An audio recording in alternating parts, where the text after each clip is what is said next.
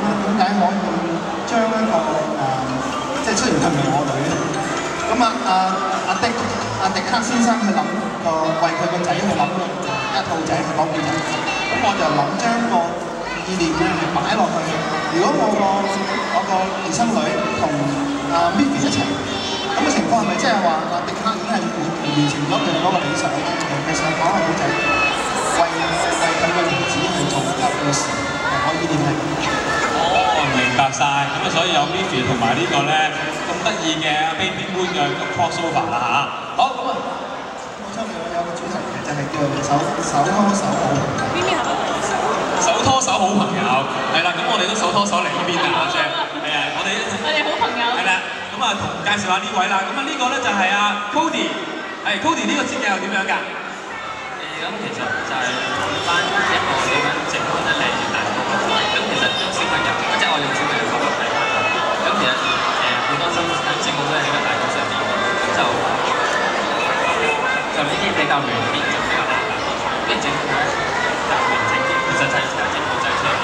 哦，所以頭先我哋嘅參賽咧整到咁樣嘅，佢哋後尾努力下咧就變做咁樣。同埋一個55個2個字嚟㗎嘛，哇！佢有呢個係啦，裝飾嗰啲 decoration 啲嘢喺度喎嚇，好靚喎。好，唔該晒 Cody 先，跟住落嚟呢邊啊，阿 Jam 我哋過嚟呢邊啦。好，呢個咧就係阿 Gary 呢個點樣咧？阿 Miffy 變咗頂帽喎，係咪啊？係啊，我將粒星星咧就代表咗佢生日嗰個角色，就戴咗一頂 Miffy 嘅帽，咁咧就戴咗啲 Miffy 最中意食嘅蘋果，就做一個雜耍，咁啊慶祝佢55歲生日咁樣。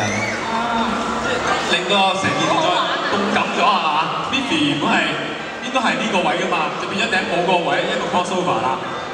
係個交叉添喎，係個 Miffy 個交叉喎，係個 icon 嚟嘅喎，係啦。好，輪到呢邊啦噃，阿 Jam 我哋過嚟望下呢個啦。